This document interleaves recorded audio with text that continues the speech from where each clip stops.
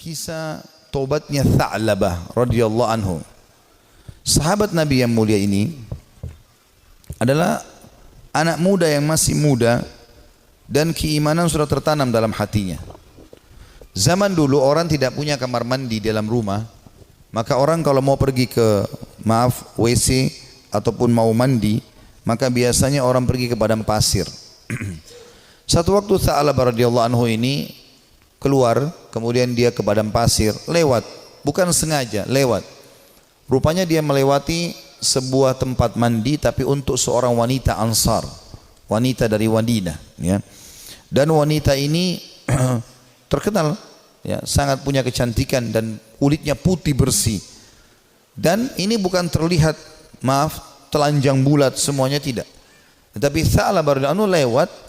Zaman dulu tempat mandinya laki-laki sama perempuan untuk membedakannya, kalau laki-laki itu dibuat pelapa kurmanya sampai ke daerah kepala sehingga bagian kepala terlihat dan orang tahu di dalam itu adalah orang. Ini di padang pasir, dibuat kayak WC-WC umum gitu ya, tapi masing-masing punya.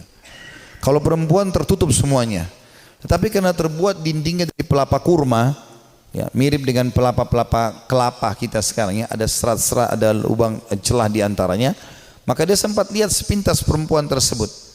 Dan itu mengganggu hati dia. Begitu melihat langsung terganggu hatinya. Padahal dia tidak niat untuk sengaja mengintip orang mandi. Maka dia merasa tulang-tulangnya gemetar, kesemutan, otot-ototnya merasa kesakitan dan lemas. Lalu kemudian dia segera naik ke atas sebuah bukit yang sangat tinggi di Madinah. 40 hari dia nggak pernah turun. 40 hari. Di atas gunung tersebut bertaubat kepada Allah Subhanahu wa taala. Salat di sana, dia makan minum di sana, pokoknya tidak mau pulang ke rumahnya. Nabi SAW memiliki tradisi, seringkali beliau kalau habis sholat melihat sahabat-sahabatnya. Tapi karena Tha'labah ini bukan orang yang sering ada di depan, maka Nabi SAW tidak melihat dia. Jibril AS datang setelah 40 hari dari masa perbuatan Tha'labah ini radhiyallahu anhu, mengatakan, hai Muhammad, Allah memerintahkan kau untuk memanggil Tha'labah yang sedang berada di atas gunung karena dia merasa bersalah dengan dosanya. Maka Nabi SAW mengutus beberapa sahabat mencari Tha'labah, ditemuilah, lalu dibawa. Begitu masuk ke dalam masjid, dia keringat dingin, wajahnya memerah, kehitam-hitaman, ketakutan sekali. Kata Nabi SAW, ada apa dengan engkau hai Tha'labah? Dia mengatakan, ya Rasulullah, saya telah melakukan maksiat yang besar sekali. Kata Nabi SAW, rahmatnya Allah lebih luas. Ya, kemudian waktu itu diiqamahkan sholat, maka sholatlah Nabi SAW bersama para sahabat. Tha'labah pun ada.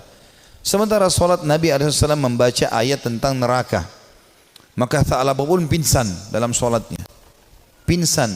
Setelah itu habis sholat, para sahabat menyampaikan, Nabi SAW datang membangunkan. Setelah bangun, kata Nabi SAW, ada apa dengan kau hai Tha'labah? Ya Rasulullah, saya melakukan dosa yang sangat besar bagi saya. Selama 40 hari saya merasa terus dihantui dengan ketakutan atau diselimuti dengan ketakutan ini. Merasa luar biasa, ya.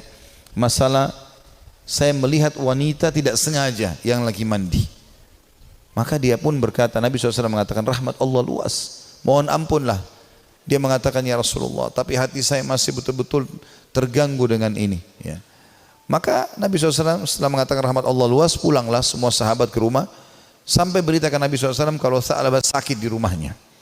Maka Nabi SAW datang ke rumahnya, kemudian ingin meletakkan kepala Tha'labah di atas paha Nabi SAW. Tha'labah terus berusaha menjauh radhiyallahu anhu. Kata Nabi SAW, kenapa kau jauhkan kepalamu dariku? Dia mengatakan, ya Rasulullah, kepalaku penuh dengan dosa. Ini bayangkan sosok seorang sahabat yang hanya sekedar melihat tidak sengaja wanita, ya, yang sedang mandi, itu pun cuma di celah-celah pelapa-pelapa kurma itu. Maka Nabi SAW mengatakan, rahmat Allah luas. Apa yang kau rasakan hai Tha'labah? Kata Nabi SAW. Kata Tha'labah, ya Rasulullah, semenjak saya lakukan perbuatan tersebut, hatiku rasanya seperti sedang direngut, ya, seperti ditekan dengan sesuatu. Tulang-tulangku dan otot-ototku seperti kesemutan semuanya. Aku merasa ketakutan yang luar biasa. Apa harapanmu? Kata Nabi SAW. Dia bilang, harapanku agar Allah memaafkan semua dosa-dosaku. Ya, bukan cuma itu saja, aku memaafkan, mohon supaya Allah maafkan semua kesalahanku.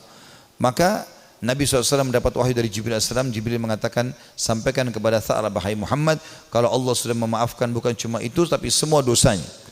Maka Nabi SAW mengatakan, hai Tha'labah, terimalah berita gembira, karena sungguhnya Tuhanmu Allah telah memaafkanmu, dan ini Jibril datang menyampaikan wahyu itu. Maka Tha'labah pun bergembira, senyum, kemudian dia bertakbir lalu meninggal dunia.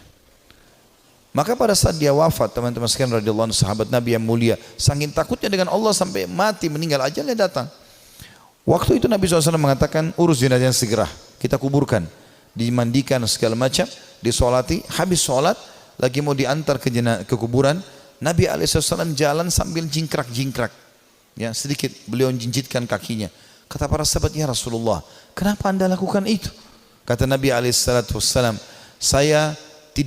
saya merasa malu dengan para malaikat, dan saya tidak bisa menghitung jumlah mereka yang sedang datang melayat jenazahnya Tha'labah radhiyallahu anhu. Sahabat Nabi yang mulia memberikan pelajaran kepada kita bagaimana mereka bertaubat kepada Allah Subhanahu wa ta'ala.